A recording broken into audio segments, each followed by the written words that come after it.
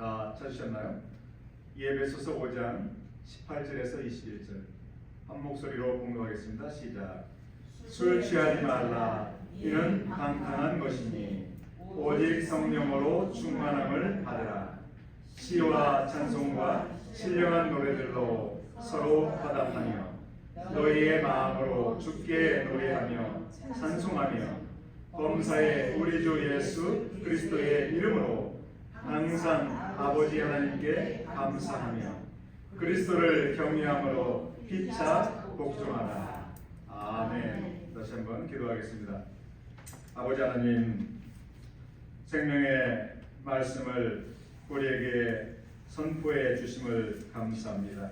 이 말씀 생명의 양식으로 받을 수 있도록 도와 주시옵소서. 영의 귀를 열어 주셔서 이 말씀이 우리의 심령을 감동시키고 우리의 삶의 방향을 제시하며 지혜로 말미암아 세상을 이기고 능력으로 말미암아 세상을 이길 수 있는 말씀 될 수 있도록 은혜 나려 주시옵소서. 예수님의 이름으로 감사하며 기도하옵나이다. 아멘. 할렐루야. 아멘.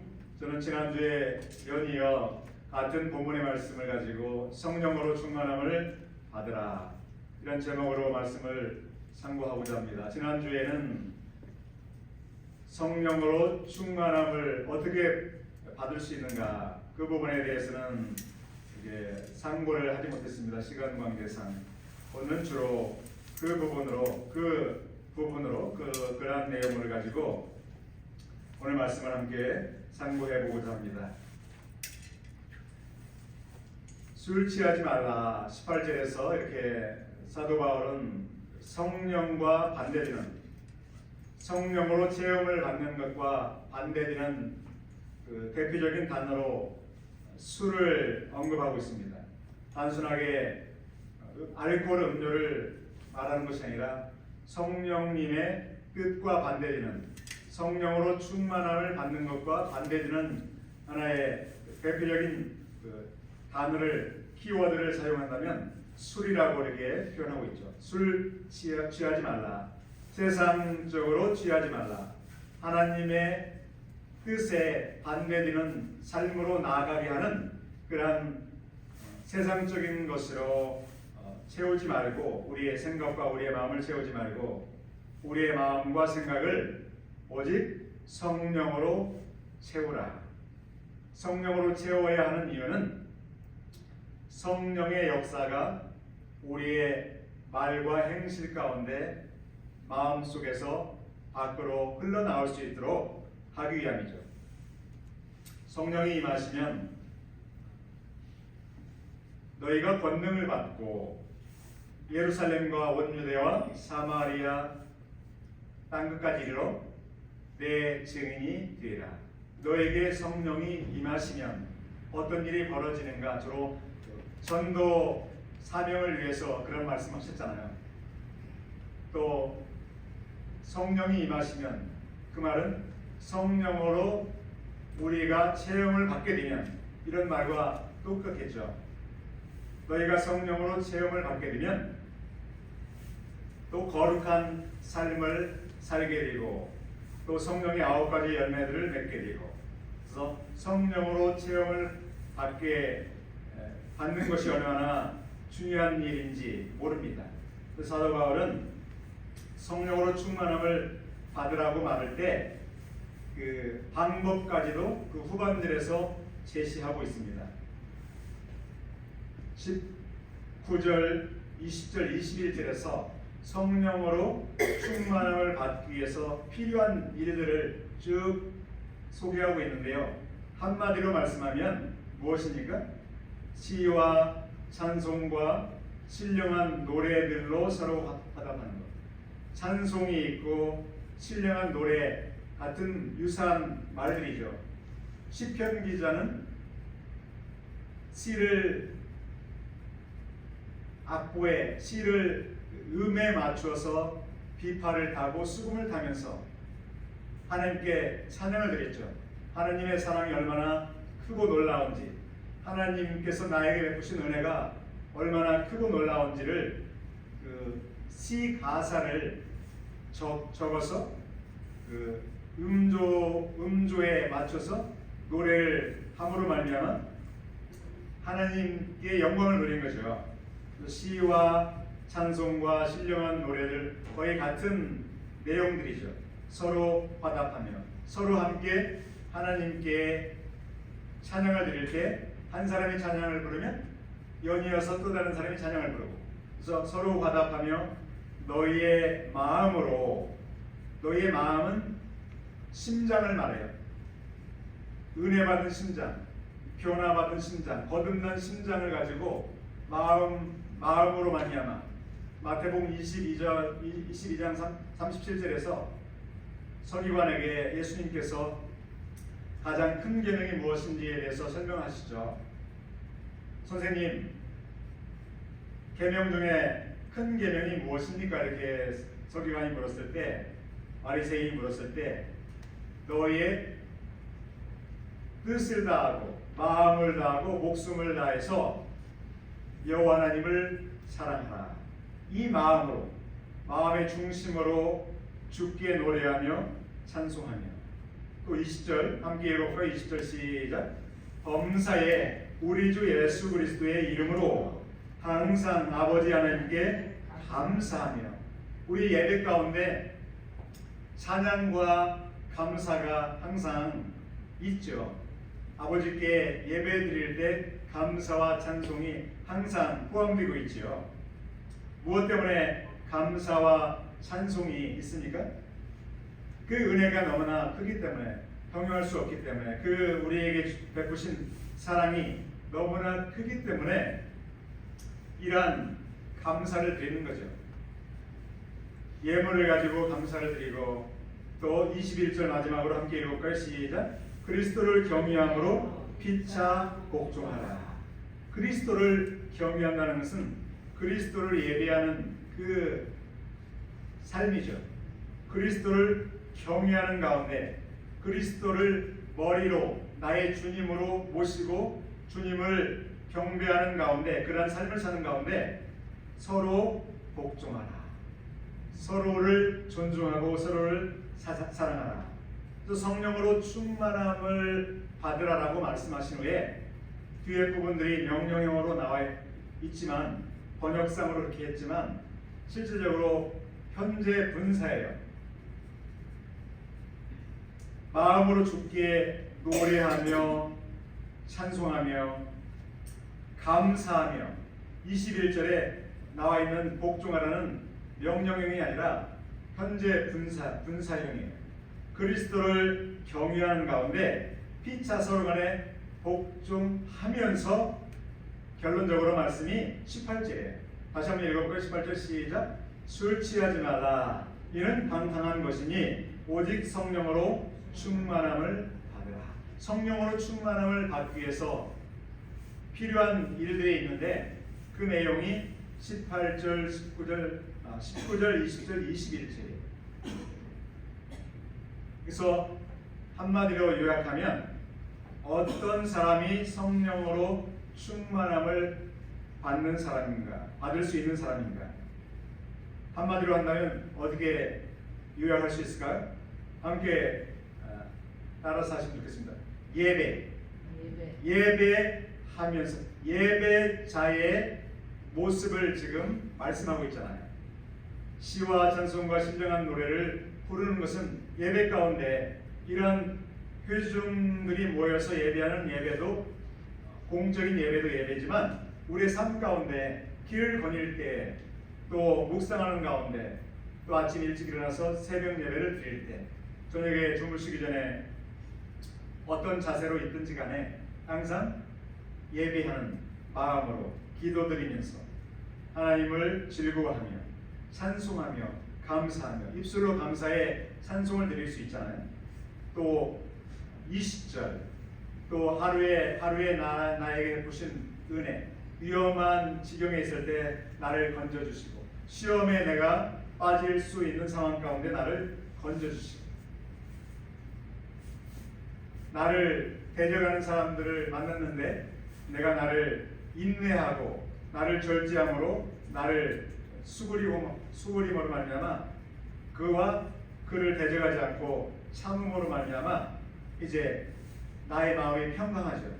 나의 마음을 요동시키는 일들이 벌어졌는데 나의 마음이 평강으로 이제 인도받은 것을 기억하며 오늘도 주님 나를 세상 속에서 마귀의 계계에서 나를 건져주심을 감사합니다. 내가 잠시 화를 냈지만 화를 내가 빨리 화를 낸 것을 내가 회개하게 하셔서 내가 평강으로 다시 내 마음이 평안해지게 하심을 감사합니다. 이런 것을 생각하면서 침상에 누워 있을 때 하나님을 기억하며 감사하는 것이 예배지요. 그리고 중요한 것은 무엇입니까? 18절, 18절, 19절, 21절 보면 삼위일체가 다 나와 있어요. 삼위일체. 18절에는 성령님이 언급되고 있잖아요. 성령의 충만함을 받을 때 병 속에 있는 물이 넘치잖아요. 우리의 마음 속에 성령이 부어지면 성령이 넘침으로 말미암아 성령의 역사가 나타나죠. 성령의 인도함을 받기 위해서 성령의 충만함을 받는 거죠. 그리고 20절에 보니까 아버지 하나님이 나오죠. 하나님 아버지가 나오고 21절에 보니까 그리스도가 나오죠. 그 삼위일체 하나님께서 여기 언급되잖아요. 사도 바울은 항상 삼위일체 하나님을 항상 염두에 두고 있었어요. 하나님은 홀로 한 분이시지만 유일하신 참 하나님이시지만 아버지와 아들과 성령으로 항상 함께 계신다는 것을 알기 때문에 예수님께서 그리 표현하신 것처럼 사도들도 항상 서신을 쓰고 은혜 받은 내용들을 선포할 때는 삼위의 하나님을 항상 기록하는 것을 보게 됩니다. 오늘 우리가 예배 드릴 때 어떤 마음으로 예배를 드려야 되는가? 우리가 의무적으로 주일이기 때문에 이 자리에 나와서 예배 드리는 것은 아니죠. 예배 드리는 그 예배자의 마음은 어떤 마음이 되어야 되는가? 그 부분을 좀 상고해 보고자 합니다. 어떤 사람이 성령으로 충만함을 받게 되는가? 본문을 보게 되면 분명 때와 장소를 가리지 않고 20절 보니까 범사에 어떤 일을 경험하든지 간에 어떤 시점에 있든지 간에 항상이라는 단어가 나오죠.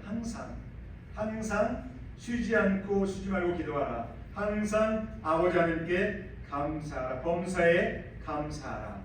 이런 내용들이 있는데 어떤 사람들이 범사에 하나님께 감사할 것인가? 감사할 수 있는 사람인가? 어떤 사람이 항상 하나님 아버지께 감사하는가? 어떤 사람이 하나님께 복종하는 사람인가? 서로를 존중하고 서로를 축복하는 사람인가? 그런 사람들이 성령으로 충만함을 받게 되는데 어떤 사람들이 예배를 성공적으로 드릴 수 있는 사람이겠습니까? 어떤 사람이겠습니까? 하나님을 사랑하는 사람. 아멘. 함께 따라서 하시면 좋겠습니다. 하나님을 사랑하는 사람. 사랑이라는 단어가 여기에 나와 있지 않지만 앞부분에서 이미 사도 바울은 사랑을 언급하고 있어요. 에베소서 3장 17절에 보면 믿음으로 말미암아 그리스도께서 너희 마음에 계시게 하시었고 너희가 사랑 가운데서 뿌리가 박히고 터가 굳어졌어. 또 로마서 5장 5절에도 마찬가지입니다. 성령으로 말미암아 너희 마음에 그리스도의 사랑을 부어 주신다. 성령으로 말미암아 너희 마음에 그리스도의 사랑이 우리 마음에 부은 바 됨이니 그리스도의 사랑이 우리에게 증거되었는데 어떻게 증거되었는가? 요한일서 4장 4절 다시 말씀드립니다. 하나님의 사랑이 우리 가운데 확증이 되었는데 어떻게 확증이 되었는가? 로마서 5장 8절에 보니 이렇게 사도 바울은 증거하는데요. 로마서 5장 8절 우리가 아직 죄인 되었을 때 그리스도께서 우리를 위하여 죽으심으로 어떻게 하심으로요? 죽으심으로 그리스도께서 우리를 위하여 죽으심으로 죄인 되었을 때 우리가 죄인 되었을 때 우리가 죄인이었을 때 아직도 여전히 죄를 범하고 있을 때 하나님을 알지 못하고 하나님을 대적하며 죄를 무수하게 물 먹듯이 밥 먹듯이 범하고 있는 상황 가운데 우리를 위하여 그리스도께서 죽으심으로 하나님께서 우리에 대한 자기의 사랑을 확증하셨느니라. 그 사랑이 확증이 되었는데 그리스도의 죽으심으로 얼마나 하나님께서 우리를 사랑하셨는지 확증하셨죠. 그래서 우리가 그리스도의 죽으심을 통해서 하나님이 얼마나 나를 사랑하셨는지를 알게 되었다. 그 알게 되었기 때문에 그 사랑을 잊지 못해서 하나님을 사랑하게 되죠.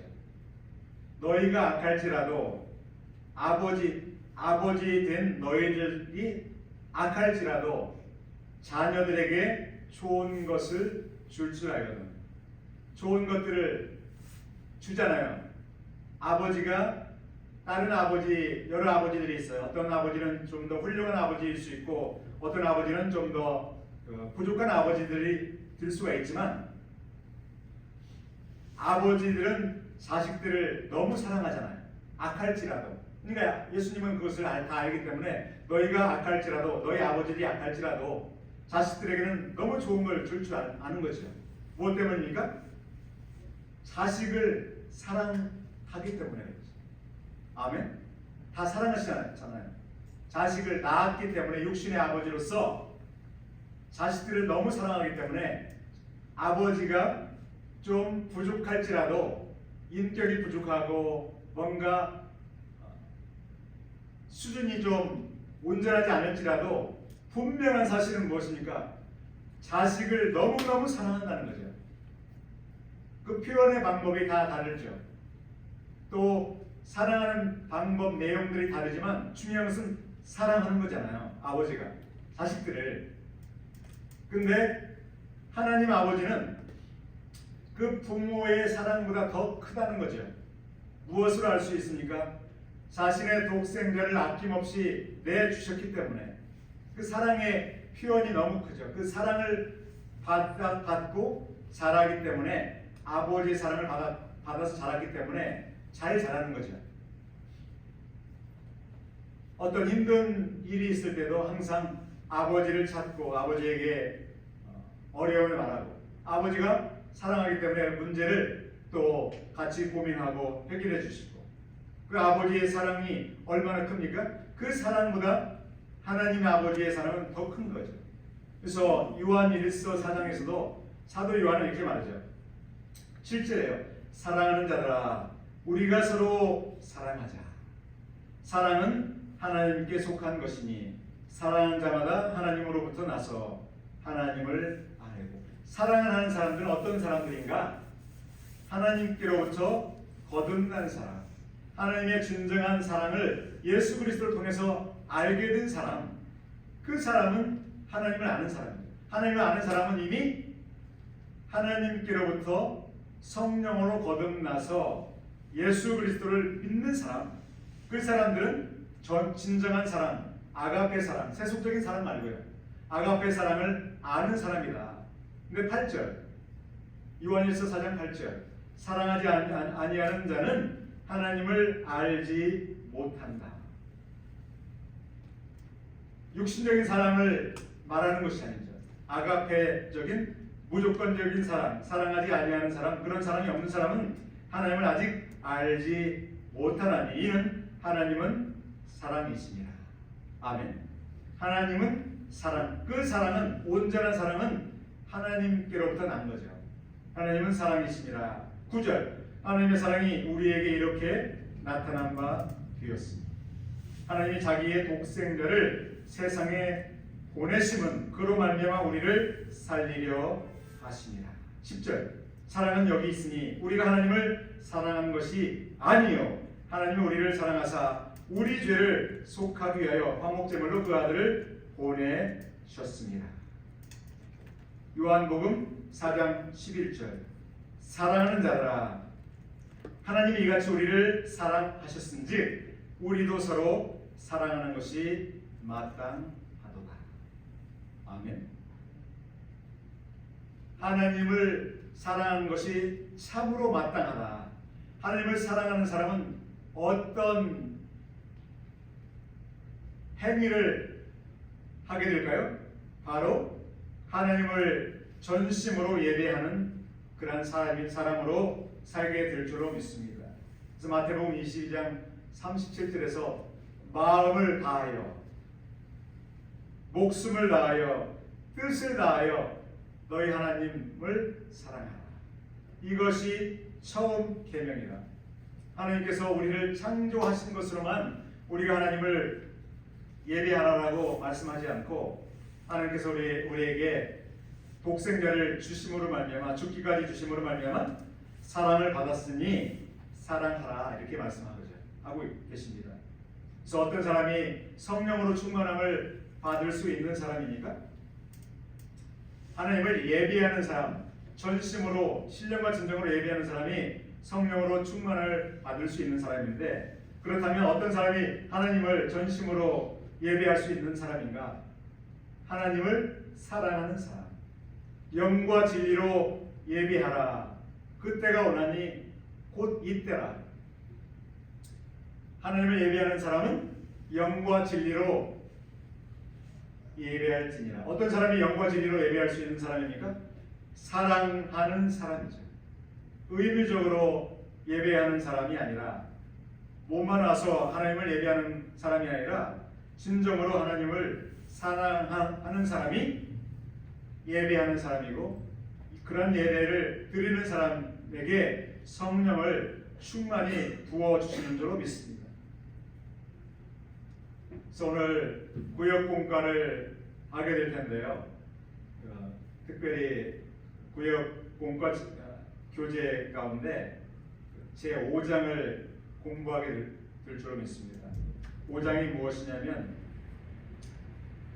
성령의 신비 5장은 무엇입니까? 읽어보셨죠? 비둘기와 까마귀의 대조를 통해서 성령님이 어떤 분인가 이런 부분들을 우리에게 잘 설명하고 있는데요. 우리가 힌트를 하나 말씀드리면 왜 이 시대에 교회들이 성도들이 성령으로 충만함을 경험하지 못하는가 그런 부분들을 이분이 언급을 하고 계세요. 만약에 그 책을 읽으시기가 힘드신 분은 제가 녹음을 해가지고 유튜브로 올려드렸잖아요. 그 링크를 드렸는데 계속 들어보시기 바라요. 저도 최근에 지난 주간에 2번을 들었거든요. 성령의 신비 제 5장에 보게 되면 까마귀와 비둘기를 통해서 성령의 성품에 대해서 성령이 어떤 분인가, 왜 이 시대에 교회들이 성령으로 충만함을 받지 못하는가, 무엇 때문입니까? 비둘기는 성령을 예표하는 하나의 피조물이죠. 무엇 때문입니까? 비둘기는 그 성품상 우리가 밖에 비둘기를 보게 되면 굉장히 오염시키는 하나의 새로 여겨지지만 새들 중에서 비교한다면 비둘기는 더러운 곳을 가지 않는 그러한 새로 알려져 있어요.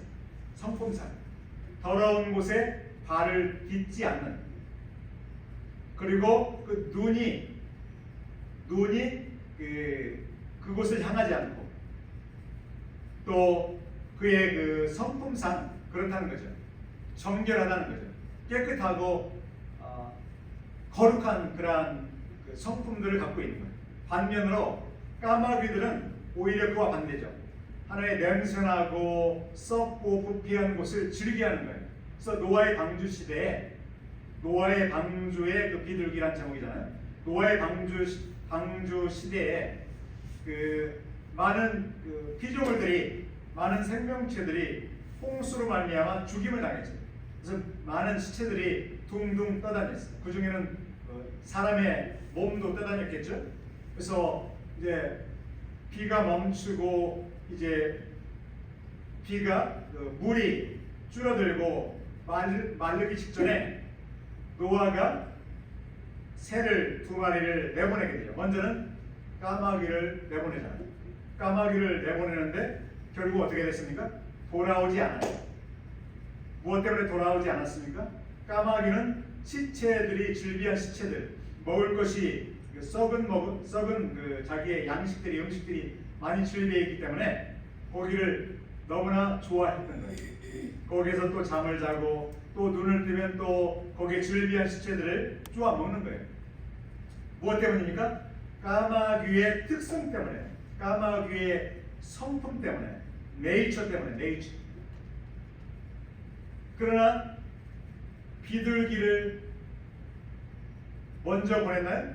비둘기를 보냈는데 비둘기는 얼마 못 가서 돌아오지요. 무엇 때문입니까? 비둘기가 까마귀와 달리 물론 착지할 곳도 이제 없었겠지만 그러한 부패된 곳을 비둘기는 원하지 않는 거죠. 비둘기란 자체의 새는 그런 것을 싫어하는 거예요. 깨끗한 곳. 그가 바라보는 것은 타락한 물체를 바라보는 것이 아니라 정결한 것, 정결한 그런 물체, 정결한 그런 나무, 깨끗한 나무. 그렇기 때문에 비둘기와 그 까마귀의 대조를 통해서 왜 이 시대의 사람들이, 왜 수많은 그런 타락한 일들이 벌어지잖아요. 한국뿐만 아니라 민주국가인 한국, 일본, 미국, 이 민주국가에 올바른 법이 있어요.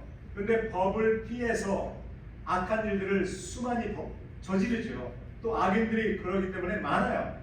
근데 이 사람들이 악인들을 여전히 보고 그를 정죄하고 그를 책망하고 그를 단절시키기 위해서 그를 나무라고, 일종의 예를 들면 동성연애가 있잖아. 동성연애 이슈가 많으니까 동성연애나 또 동성결혼이나 낙태나 하나님께서 미워하시는 일들이 있는데 그런 일들을 범행하는 사람들을 보고 그들의 잘못을 지적함으로 말미암아, 책망함으로 말미암아 그들이 악에서 돌이킬 수 있도록 해야 됨에도 불구하고 오히려 그런 일들을 옹호하고 그런 사람들을 지지하고 그런 사람들을 후원하는 일들이 있어요. 무엇 때문입니까? 성품 때문이에요. 다른 이유가 아니에요. 거듭나지 않은 성품, 여전히 죄인들로 살 수밖에 없는 그런 성품. 사람이나 짐승이나 행동하고 말하고 움직이는 그런 그것을 좌우하는 것은 기준은 무엇입니까? 성품이에요. 성품. 까마귀와 같은 그런 타락한 성품, 그런 성품 때문에 죄악이 만연한데도 우리는, 사람들은 편안한 거예요. 까마귀는 타락하고 시체가 즐비한 곳에 있는 것이 좋은 거예요. 그래서 돌아오지 않는 거죠. 그러나 비둘기는 그런 것을 미워하는 거예요. 그래서 다시 노아의 방주 안으로 돌아온다, 이렇게 설명하고 있어요. 무엇 때문에 성령으로 충만함을 받지 못하는가? 성품이 타락했기 때문이죠. 무엇 때문에 교회들이 성령으로 충만함을 받지 못하는가? 무엇 때문입니까?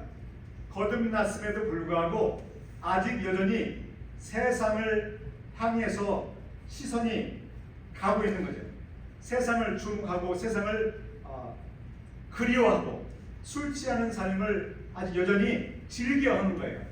육신이 쾌락을 즐겨하는 거예요. 그렇기 때문에 성령으로 충만함을 받을 수 있는 그런 환경이 나의 삶 가운데, 마음 가운데 주어지지 않기 때문에 그런 거죠. 성품의 문제. 거듭나지 않은 사람은 당연히 죄악이 만연하고 또 악한 정치인들이 선동을 하고 악을 행해도 그를 지지하는 거예요. 그것은 당연히 어쩔 수 없어요. 그가 거듭나지 않는 한 여전히 투표를 실시해요. 투표. 뭐 대선을 하고 또 총선을 해도 여전히 그 사람은 지역이 그런 지역이 전라도 지역이고 경상도 지역이기 때문이 아니라 그건 두 번째 이유라고 생각해요. 그 성품이 그러한 성품을 동지의 성품을 갖고 있기 때문에 마치 자석이 북극과 남극이 결합하면 붙잖아요. 강력하게 연합하잖아요. 통일해요. 유유상종인 거죠. 그래서 우리는 영적으로 해석하면 그렇다는 거예요. 그런데 거듭난 사람은 그리스도인들은 거듭났기 때문에 새로운 뉴 스피릿을 가졌기 때문에 새로운 거룩한 성품을 가지고 또 거룩한 삶을 살아야 되는데 성령으로 충만한 삶을 살아야 되는데 왜 성령으로 충만한 삶을 충만함을 받지 못하고 성령으로 충만함을 받아서 성령의 인도함을 받지 못하고 사는가? 여전히 하나님 쪽에 발을 딛고 또 다른 발은 세상 쪽에 발을 딛기 때문에 양쪽을 추구하기 때문에 두 가지를 추구할 수 없는데 두 가지를 사모하기 때문에 성령으로 충만함을 받지 못합니다. 그러니까 어떻게 됩니까? 그러니까 거룩한 열매들을 성령의 열매들을 맺지 못하는 그런 일이 벌어지는데 다시 우리는 그래서 첫사랑으로 돌아가야 됩니다. 첫사랑은 무엇입니까? 예수님께서 나를 어떻게 구원하셨는지를 알기 위해서 사도 바울이 권면하고 또 사도 요한이 권면하는 것은 핵심은 그거예요. 하나님은 사랑이시다. 하나님께서 얼마나 우리를 사랑하셨는지를 이미 확증하셨는데 그 사랑을 회복함으로 말미암아 에베소 교회에게 권면한 것처럼 사도 요한이 예수님의 말씀을 인용한 것처럼 첫사랑을 회복하라. 그 사랑을 다시 한번 깨닫고 그 사랑으로 말미암아 내 마음이 사랑으로 충만을 받게 되면 그 사랑으로 하나님을 사랑하고 이웃을 사랑할 수 있는 줄로 믿습니다. 아멘. 과거에 어떤 권사님이 자기 집에서 아드님과 같이 며느님과 같이 사셨는데 며느님으로 말미암아 시험이 들으셨던 것 같아요. 수요 예배 때 오셔서 이렇게 말씀하셨어요. 이제 예배를 드리고 나서 제가 그때 인용했던 말씀이 베드로전서 1장 22절 말씀이거든요. 제가 나눴던 말씀이 너희가 진리를 순종함으로 너희 영혼을 깨끗하게 하여 거짓이 없이 형제를 사랑하기에 이르렀으니 이미 그렇게 하나님께서 우리를 인도하시는데 마음으로 뜨겁게 서로 사랑하라. 함께 따라서 하시면 좋겠습니다. 마음으로 뜨겁게 서로 사랑하라. 서로 사랑하라고 할 때 어떻게 사랑하라는 말은 아가파오예요. 하나님의 사랑으로 사랑하는 것이요. 육신적인 사랑, 육신의 아버지가 자식을 사랑하는 것도 엄청난 큰 사랑이죠. 그런데 그 이상으로 조건 없는 사랑이죠. 자식이 잘못하고 자식이 뭔가를 큰 실수를 범할 때 아버지는 또 물론 조건 없이 사랑하지만 아버지는 자식을 또 미워할 수도 있는 거죠. 그러나 하나님은 그러한 조건 없는 사랑, 자식이 아무리 속을 썩이고 아무리 악한 짓을 했을지라도 그래서 감옥에 가게 되었을지라도 하나님은 무조건적으로 그가 죄가 있을지만 죄는 미워하시지만 그를 위해서 베푸신 그 크신 사랑으로 사랑하시는데 어떻게 사랑해야 됩니까? 다시 한번 뜨겁게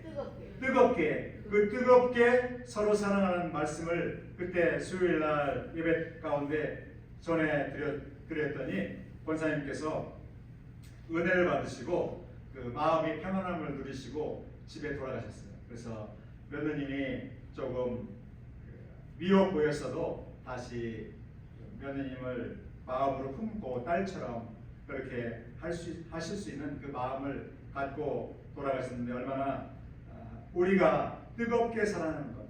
상대방의 그 행위나 상대방의 말이나 그 하나의 모습으로 나를 대하는 그 모습으로 상대방을 사랑하지 않고 예수님이 죽기까지 우리를 사랑하신 그 마음으로 사랑하면 그 사랑의 열기로 말미암아 상대방도 변화되게 될 줄로 믿습니다.